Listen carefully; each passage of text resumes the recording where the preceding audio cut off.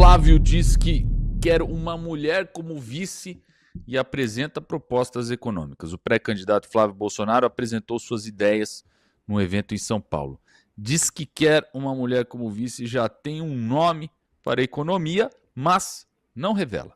Defendeu privatizar os Correios, cortar de 39 para 6 ou 7 ministérios e reduzir impostos, consta.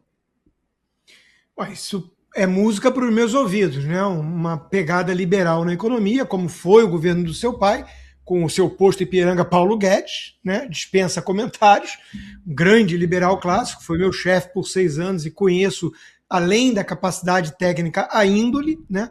E essa parceria deu muito certo para o governo de Jair Bolsonaro. Então, talvez um dos nomes aí que eu já vi sendo levantados para a economia, se for uma mulher também nessa pasta, né, seria o da Daniele Marques, por exemplo, que foi da equipe do Paulo Guedes. Se for isso, ou se for o Adolfo Saxida, que também foi da equipe, é continuidade de uma agenda reformista de redução do Estado, de centralização do poder, mais Brasil, menos Brasília, né? Aquele mote todo que foi a pegada do governo Bolsonaro, né? Então, é muito bom que seja nessa direção. Quanto a vice-presidente, eu sei que tem uma turma aí do PL, né, que escuta muito marqueteiro, e criou-se esse mito, né? A vice-mulher atrai o voto feminino, porque o Flávio tem uma rejeição maior perante o eleitorado feminino. Isso é um fato, né? Que as pesquisas mostram. Como endereçar essa questão, né? Colocando simplesmente uma mulher como vice, eu acho que não resolve. Eu realmente acho que isso não atrai voto. Não tem essa coisa de que mulher vota em mulher, né? Acho que isso não existe. Isso não é uma coisa científica. Mas, tudo bem, se tem boas opções como mulher aí para o Flávio compor uma chapa, né? Eu tenho minhas preferências, se for dentro do próprio PL, né? Para fazer chapa puro sangue, como chama, né? No 4x4, nós tivemos recentemente o deputado Luiz Felipe de Orleans e Bragança, e o Lacombe perguntou isso para ele. E se você fosse convidado, seria um prazer, estou sempre à disposição da causa, né? Do país, de melhorar o Brasil e tudo. Para mim, seria um nome de muita referência, respeitabilidade e tudo mais. Então, eu não ligo muito para essa coisa de mulher ou não, negro ou branco, é que nem indicação para STF. Eu quero que seja alguém que vá respeitar a Constituição, seja alguém realmente com notório saber jurídico, reputação ilibada. Pô, não é pedir muito, né? Então, é por aí. Eu não ligo tanto para saber se é mulher ou não, eu ligo mais para saber quem, que mulher, né? Que homem, que mulher que seria escolhido aí para compor uma chapa com o Flávio Bolsonaro. Acho que isso é muito mais relevante. Vamos lá, vamos falar da 30ª parada LGBT que vira palco eleitoral na Paulista. Urna gigante, tema sobre voto e discurso pedindo a reeleição de Lula. O lema da 30ª parada LGBT+, foi a rua convoca, a urna confirma, com urna eletrônica gigante no meio do evento. No trio, a deputada Érica Hilton pediu a reeleição de Lula, atacou adversários e fez duras críticas a quem não segue a sua visão.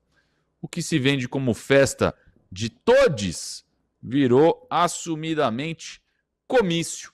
Eu vou chamar as imagens aqui porque eu quero ouvir primeiramente o comentário aqui do meu amigo Dárcio Bracarense a respeito desse evento. Por favor. Nós vamos continuar com o nosso brilho, com o nosso glow, com a nossa beleza, ocupando os lugares que são nossos por direitos e afrontando essa cis-hétero-normatividade escrota, cafona, canalha! A rua é nossa. Nós não voltaremos para os armários. Vivam este dia, celebrem este dia e vamos conclamar, porque a rua chama, a urna confirma. Vamos eleger o presidente Lula, Petra, muito bem votado. Vamos enterrar o Bolsonaro. Vamos jogar essa gente no lixo da história. Ê, Laia, tá aí, ó, meu amigo Darcio. O que comentar desse comício aí? É, tem muito mais coisa que precisa ser discutida sobre esse evento, né? Primeiro, precisa saber quem são os organizadores e se esse personagem chamado Erika Hilton tem participação na organização. Ela concorreu para algumas práticas que eu julgo como criminosas, né?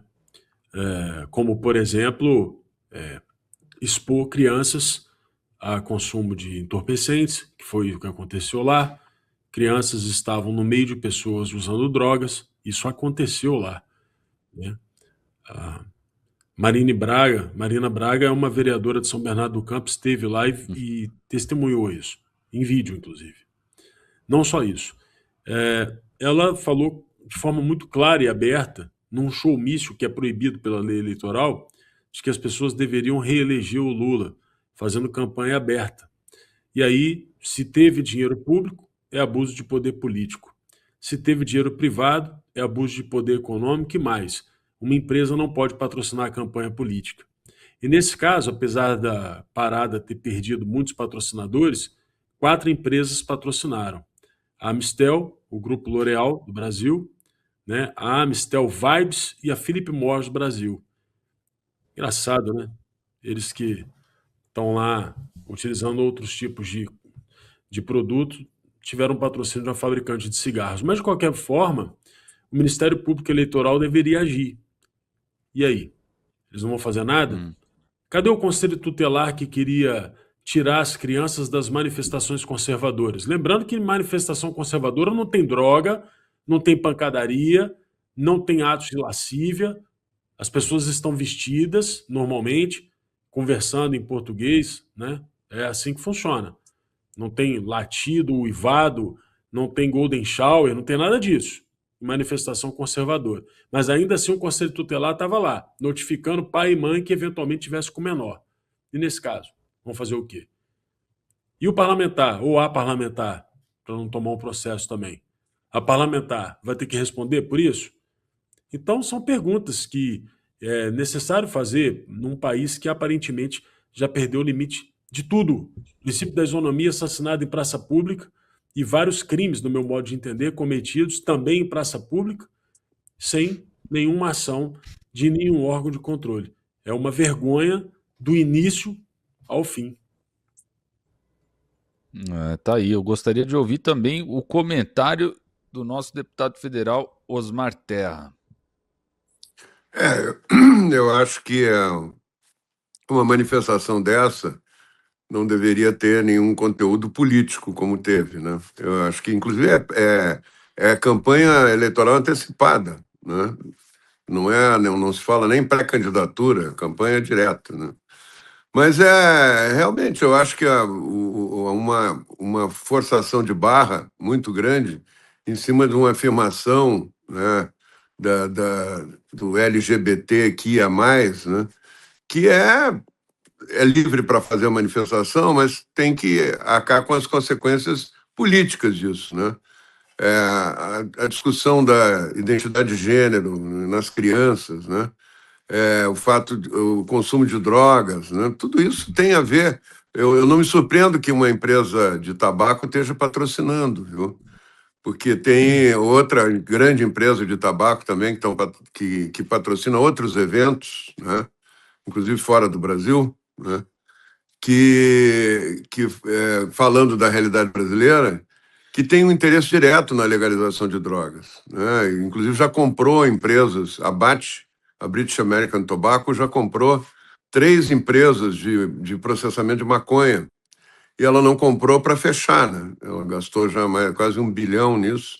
Ela não comprou para fechar, ela comprou para forçar o mercado a essa história da maconha medicinal, da cannabis medicinal. Eles têm vergonha de falar o nome maconha, né? Mas é tudo a mesma coisa. É um nome científico da maconha, cannabis. Cannabis medicinal que cura doença, cura até câncer, segundo um deputado Paulo Teixeira, do PT, né? Cura até câncer, né? Ele chegou a fazer um comentário desse. Então, isso é uma forçação de barra para a legalização das drogas, né? O Supremo está fazendo coro com isso quando libera 40 gramas de maconha, quando um ministro do Supremo diz que tem que, por que não liberar a cocaína, né? Descriminalizar o uso da cocaína. Olha só, um discurso do Petro, né? Lá da Colômbia, ex-guerrilheiro das Farc, lá, que são narcotraficantes hoje, né? É o discurso, por que não? Tem outro discurso, por que não legalizar, por que não descriminalizar todas as drogas? Então, nós estamos vivendo um ambiente que está tudo entrelaçado, contaminado, né? Eu não tenho nada contra a opção sexual de ninguém, acho que as pessoas são livres para ter opção sexual, mas levar isso adiante como uma forma de combate político, né? E de usar isso como arma política, inclusive iludindo os próprios manifestantes, as próprias pessoas que estavam lá, eu acho que é um erro grave, e isso acaba se sumindo no ar, acaba se desfazendo, né? Mas acho que não é pouco o que aconteceu, e não é pouco a gente prestar atenção nisso para fazer um embate político em relação a isso. E, inclusive, aproveitando o que o Darcy falou aí, o enfrentamento à questão da legalização das drogas, que está passando batido, né? O STJ liberou o plantio de maconha no Brasil. Eu vou repetir, o STJ liberou o plantio de maconha no Brasil. Eu fui num debate que teve lá, eu era o único contra, né? Foram convidadas todas essas entidades que ganham dinheiro com isso já, né? Dizendo que estão fazendo maconha medicinal para as crianças que têm síndromes graves e não sei o quê. Maconha é maconha. Ela é a maconha. Ela tem todos os ingredientes que produzem dano cerebral permanente, produz esquizofrenia, produz retardo mental, é a maior causa de interdição de jovens entre 18 e 30 anos por produzir psicoses, né? A única droga que produz psicose, tem até uma psicose chamada canábica, né? O consumo está começando, quanto mais se abranda a imagem, dizer, não, é medicinal, não tem problema. O Supremo já liberou, né, uma parte, 40 gramas, a mídia está dizendo que não tem problema, o STJ já liberou o plantio, né? Nós estamos vivendo um momento muito grave, que isso contraria a lei. Eu sou autor da Lei Federal sobre Drogas, né? Isso contraria a lei. O que o Supremo fez foi contra a lei, né, das drogas, contra a lei que enfrenta a questão das drogas. Essa história de dizer que tem um artigo que é inconstitucional e aí falar em 40 gramas de maconha, onde é que está escrito que 40 gramas de maconha não tem problema, né? E aí está entrelaçado com outras coisas também importantes. Foi falado aí da fronteira, da liberação das forças militares estão saindo porque não tem como se manter mais lá na fronteira, né? Isso tudo está dentro de um espectro maior de disseminação de uma ideologia, né? E é uma ideologia que acaba fortalecendo, nesse momento, o narcotráfico, né? O narcotráfico controla áreas imensas do Brasil, controla milhões de brasileiros, mais de 40 milhões de brasileiros, né, estão sob controle do narcotráfico, sob suas leis, sob a sua soberania, né? E nós estamos vivendo, e isso é uma coisa que cresce muito rápido. Hoje é 25%, amanhã, mais uns meses, será 30%, 40%, 50%. Eu tive em El Salvador tinha 85% do território controlado pelas gangues, né, pelo narcotráfico.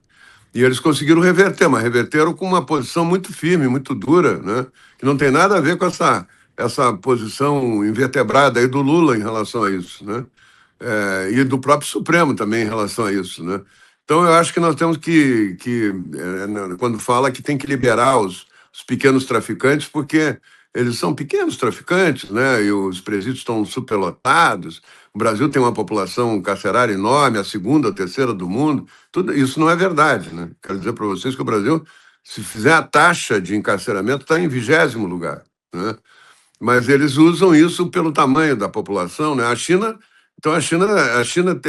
seria a segunda população carcerária do mundo, né? Mas a China está em 100º lugar na taxa, porque ela tem 1 bilhão e 400 milhões de habitantes, né?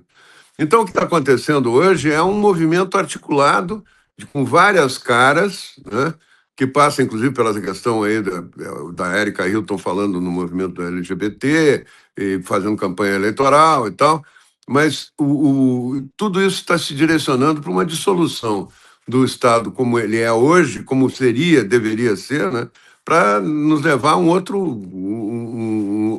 lugar que a gente não sabe nem direito qual é. Né? E a gente sabe que isso foi a fachada da esquerda durante muito tempo e está piorando. Né?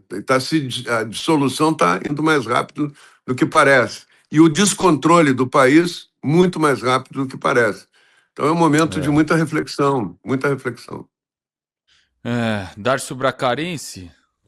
Não, é só um comentário, porque então a gente fica assim, né? O Gilmar Mendes defende a legalização de outras drogas, o Paulo Teixeira diz que o canabidiol, subproduto da maconha, cura até câncer, mas você não pode tomar ivermectina não, tá?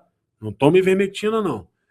E aí a gente também chega na condição em que o perigoso mesmo, eu acabo descobrindo que o perigoso mesmo é o detergente IP. Esse precisa ser combatido, né? Agora, crack, cocaína, maconha, não, deixa o povo usar, porque afinal de contas a esquerda disse que não tem problema algum. É a vida, esse é o Brasil que eles estão construindo.